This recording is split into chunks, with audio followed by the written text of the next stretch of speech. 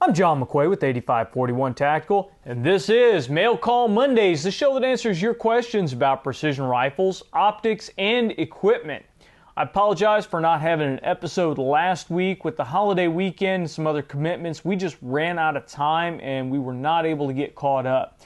Sorry about that. We're going to try not to allow that to happen on a regular basis, but sometimes life intervenes and we just can't get the episode out on time. However, this week I'm heading down to Rock Castle Shooting Center for the Bushnell Tactical Riders event.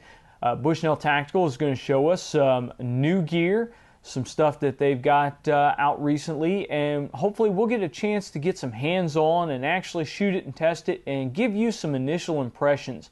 I'm going to try to do some mobile video down there, so it won't be the top quality throughout the week. Hopefully I'll be able to bring you some really good quality video when we come back. Internet is spotty down there. Sometimes I don't get good cell signal, and sometimes I can't latch on to a good Wi-Fi signal. So uploading large chunks of video may not be possible throughout the week, but when we come back I should be able to get that up. So hopefully we'll have some good stuff for you throughout the rest of the week. Now on to this week's show. We've gone through our reloading series now, and we've shown you what you need to do to work up a load for your rifle. Now once you come back from the range after working up that load, you may have figured out what powder charge you need, but now you've got a bunch of these once fired cases and you've got to figure out what to do with them in order to get them set to load your powder charge again, seat a new bullet, and go back out. Well, the first thing that you need to do when you bring these back is going to be to measure them and figure out how far out they've blown out in your chamber. Now, there are really three general ways to resize cases so that they properly fit in your chamber and hold a bullet again. The first, and what most people use, is full-length sizing. Now, what this means is when we put this cartridge into our reloading press and we run it into the die, it crushes it all the way back to SAMI specifications. This is going to be the minimum specifications in order for this cartridge to chamber in just about any rifle chambered for 308. Now that's all fine and dandy if you've got a safe full of 308s and you want to shoot this cartridge in any single one of them. However, that causes two problems. First of all, it is not going to be the most accurate ammunition for the rifle that we are working up. Secondly, it's going to cause more stress on the brass. If we're crushing it down to a small dimension, firing it in the chamber, which is blowing it out to a larger dimension, and then we're crushing it down again over and over and over again, it's causing stress on the brass. It's like taking a coat hanger and bending it back and forth. Eventually it's going to break. What happens with brass is it work hardens. It gets brittle and then it will crack. And when you crack a case, it's done. You might as well throw out the whole lot because you're going to have more that are going to start cracking. So we want to size this down to the minimum dimensions that will allow it to chamber in the single rifle that we're working up and allow the least bit of work hardening on the case, the least bit of stress on the case. So how we do that is when we take the once fired case, we're going to use a measuring tool. I have a Hornady Headspace gauge here, and I have an RCBS precision mic here. We can use these tools to measure the headspace, which is from the center of the shoulder to the head of the case. Measure that dimension. That dimension is what will control how easily or how hard it chambers in the rifle. Now we have a little problem with these cases if you fire them in a Remington rifle. Remingtons tend to have a very large firing pin hole, and when you fire even factory pressure cases, you'll get this little nipple sticking out of the primer. If you use a tool like the Hornady, when you place your case in here, there is a good chance that your caliper is going to index on that nipple, and it's going to take a measurement off the nipple instead of off the actual head of the case. That's not good. So if you use one of these tools, what you're going to need to do is deprime your cases first. It's also called decapping. You're going to need to run a pin down in there and knock that primer out before you can use this tool. Now this is one of the reasons I like the RCBS Precision mic. The RCBS Precision mic has a hole in the bottom of it to accommodate that primer. So what we're going to do is take our fired brass, we're going to drop it in our mic, We're going to screw the headspace body down onto it, and we're going to take a reading. This case here is actually reading 0 on my mic. And we're going to go through and we're going to measure several of our cases and see what our average headspace is off of them. Now you saw it measured 0 on this case. If I take a brand new Federal Gold Medal match round, which is SAMI specification, place it in there, and measure the headspace on that round, I'm actually coming up with minus 3.5 thousandths. So that tells me that the brand new round is 3.5 thousandths smaller than my fired case. And these both use the same brass case. We've used Federal Gold Medal match brass on our reloads this time around. So when I fire this round in the chamber, it's blowing out 3.5 thousandths to this size. So we really don't want to crush it back 3.5 thousandths to the factory size again. We really want to push it back about 2 thousandths to get it to fit reliably in our chamber, even in the rain and the dust, etc.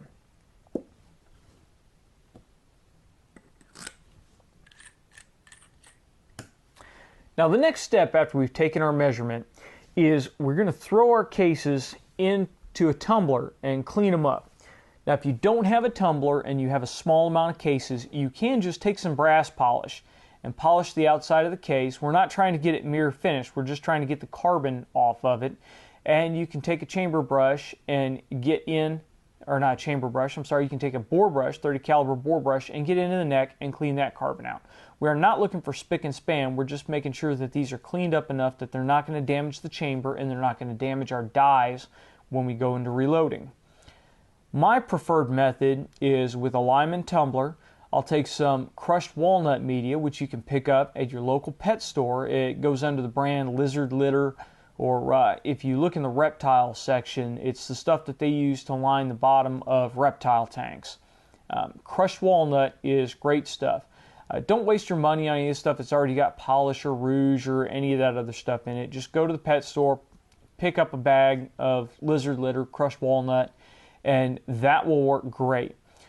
You're going to just pour it into your tumbler, and before you toss your brass in, get some Flitz or some Dillon case polish and squirt some of that in there. It doesn't take a whole lot, and run it for, I don't know, 20-30 minutes to get that polish mixed up and distributed in to your crushed walnut.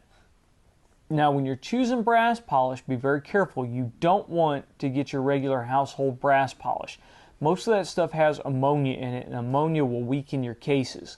So make sure that you get brass polish that is designed for reloading cases, or that you know is ammonia free and it's not going to cause any damage to the cases.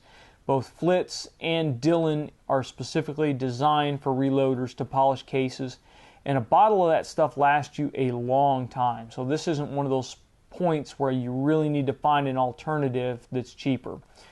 The standard case loops will last, standard case polishes will last a long time. So I recommend Dillon or Flitz, either or. Flitz I can usually find on the shelf locally. I just happen to luck out and one of our local stores carries the Dillon stuff, and it lasts for a long time. I don't think I'm even a quarter of the way through the bottle. Also, when you tumble, you can recycle that media several times. It's not a one-shot deal. You can leave it in the tumbler and keep going until it's no longer giving you the results that you're desiring from your cases. Toss the cases in. I'll usually let them run for about an hour in my tumbler. I can get 100 cases in the Lyman tumbler at one time. So I'll toss them in there, run them for an hour, bring them out. One of the tricks, if you're not going to be at home, if you're going to run them at night or something while you're sleeping, go get a Christmas light timer or a regular 110 volt light timer. That way you can set the timer for how long you want it to run, and it'll automatically shut off your tumbler when you're done. If you tumble for too long, you're really not getting any kind of benefit, and you're just wearing out your tumbling media. So don't tumble for too long, just let them run for a little while. I like to tumble when I am not in the shop, because the tumbler will give you a headache after a while, just that constant vibration. For some reason, that tone is just the perfect level to annoy the hell out of me. So I don't like to let it run when I'm anywhere around. I like to run it and go and do something else more productive. Once we have our cases tumbled, there are a couple of different ways to separate the cases from the media. My old school method was I'd just take a colander and I'd punch a bunch of bigger holes through it that wouldn't allow the cases to fall through, and I'd dump the whole thing out of the tumbler into there, shake it over a large disposable turkey pan, and I'd let the media fall down into the pan and take my cases out, shake a little bit of the extra stuff out, and throw them in a bucket, getting ready to reload. It takes some time. It's sometimes messy. You get stuff that gets kicked out all over the place. One of the rotary media separators is really a whole lot better idea. Currently, I use the RCBS separator. It allows me to just dump my tumbler right into the inner basket of the separator, snap it closed, crank the handle a couple of times to kick the media out, and it takes almost all the media out of the cases. I don't have to worry about turning the cases upside down and dumping them anymore. So that saves a little bit of time. It collects your media easily, so you can just dump the media right back into the tumbler when you're done with that. So it may be worth the while to spend an extra couple of bucks and get one of the rotary media separators. Now, once we've got the cases out of the tumbler, they may be a little bit dusty, so you may want to blow them off.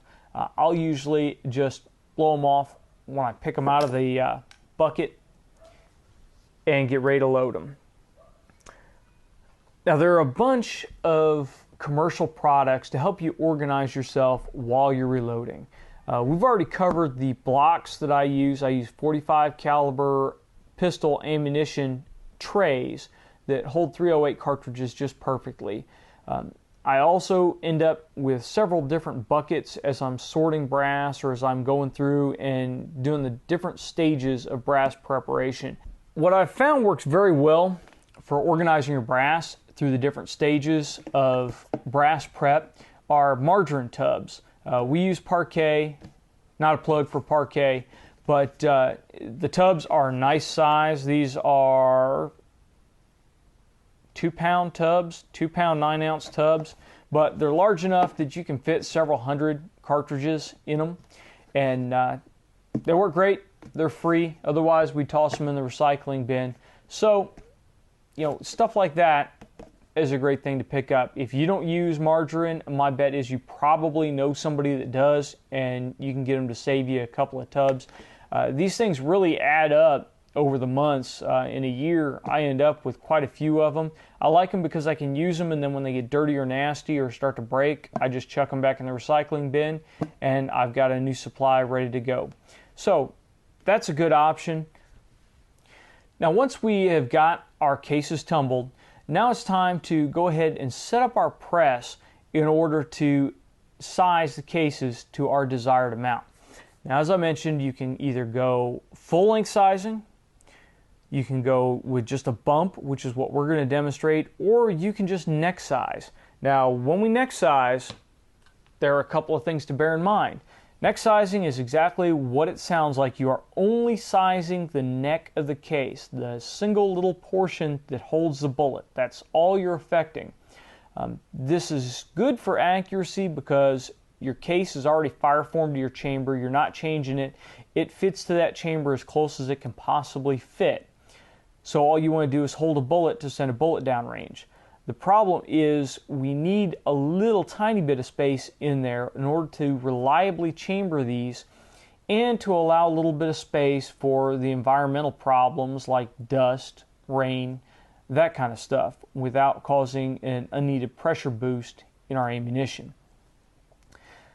Now, when you neck size a case, because you're not affecting the rest of the body, it will grow a little bit as you keep firing. And what you'll find is, especially in Remingtons, about your third or fourth firing, it'll get real hard to chamber these because the body is swelling out a little bit now. And when you chamber it, you're actually sizing it in the chamber. That's not a good situation to be in. So if you choose to neck size, then you're going to make sure you full length size or at least bump the shoulder back every few firings to keep them chambering easy. Now, when we talk about full length sizing, as I mentioned, we're crushing these all the way back down to SAMI dimensions, and we don't really want to do that. when we bump size them, we're just bringing them back 2000s. So we have to figure out a different way to set up our die to bump size these, or to bump the shoulder. What I suggest you do is set your die up per the die manufacturer's instructions. For instance, with the Lee dies, they tell you to run the ram up, screw the die all the way down into the press until it contacts the shell holder. Then back the ram down and screw it in either a half to a full turn more. What this does is when you bring the ram up, that shell holder will actually contact the bottom of the die when you push the case in, and the shell holder against the bottom of the die is the limiting factor. That's what decides how much headspace you have when you size that case. Well, the way to adjust this headspace is to just simply back that die out of the press so you're getting less and less crush on the brass. What I'll suggest you do is when you're adjusting, or when you're setting the die into the press, run that ram all the way up, screw the die down until it contacts the top of the ram, and then back the die out either a half or a full turn. Take your case that has been tumbled. You're going to go ahead and lube it up so you don't get it jammed in there. I like Imperial die wax. I can't even speak today. I prefer Imperial die wax because it comes in a nice little tin. It's easy to apply with just your finger. You just take a little swipe of it, swirl it around the case, run it across the case mouth so you get a little bit in the case mouth, and that's really all you need. It's very quick as you're going through this, and slide your case into your shell holder and run it up into the die. Now, chances are when you bring it back down after that first time, you're going to want to measure it, and you probably won't see any change at all in the headspace. You'll want to turn that die about a quarter turn down, and do it again, and measure again. And you're going to continue this process until you see the die start to affect the headspace on the cartridge. Now, you're going to want to make sure that you don't wipe your lube off as you're going through there, because if you do, you may end up with a stuck case in your die, or you may end up tearing the cartridge head off as you're running it into the die. These are bad things, so make sure that you keep some lube on there. You don't have to re-lube it every time, but if you wipe it off before you measure it, make sure you put some more on before you go back in. Now, you'll notice as you bring it down, you'll eventually get to the point where you've resized these about 2000s, which is where you want it for a bolt gun. When you get to that point, stop, wipe this case off, set it aside, grab one of your freshly tumbled cases, lube it, run it into the die, and then measure it and see if you've got a consistent 2000s. What you'll probably see is you'll probably need to inch that die down just a little bit more to get your 2000s on a fresh case. Again, toss that aside, grab a new one, size it, measure it, make sure you've got 2000s. Now, once you've got a couple of new cases that all you've done is taken them, lubed them, and run them through the die, once they're coming out the dimension you want, turn your lock ring down and go ahead and lock that die down to where it's at. This is what you'll keep your dimensions at for the rest of your cases. You'll go through, lube up, and size all your cases that way. Now, what I do recommend is once you've got about 10 or 15 cases sized, clean them up real good, grab your rifle, and chamber check the cases in your rifle. Make sure that these are going in and they're chambering easy inside the rifle. I have been guilty before of running about 200 cases and finding that my die has backed out while I was running the cases, and I had a bunch of cases that would no longer chamber in my rifle. I had to reject them, I had to run them and resize them again. So you really don't want to run into a situation where you size a couple hundred cases only to find that they will not fit in your rifle. So periodically stop and chamber check your cases and make sure you're getting them to the size that you need them to get to. Now, once you have resized those cases, we're going to set them aside, and next week we're going to talk about what you need to do to prep the cases the rest of the way for loading. The next step will be trimming and then chamfering and deburring. And if you followed along this far with our reloading series, then you will have already done the flash hole deburring and primer pocket uniforming. So we'll get back to the prep next week. Now, one of the things that I like to use on my press is a breech lock or lock and load type die. Right now I'm using the Hornady lock and load die bushings, and what this allows me to do is there's a lock and load adapter that screws into your press, and then lock and load bushings that screw onto each one of your dies. And they work like the lugs in your bolt. When you drop the die down into the press, you give it about 1/8 of a turn and it locks in.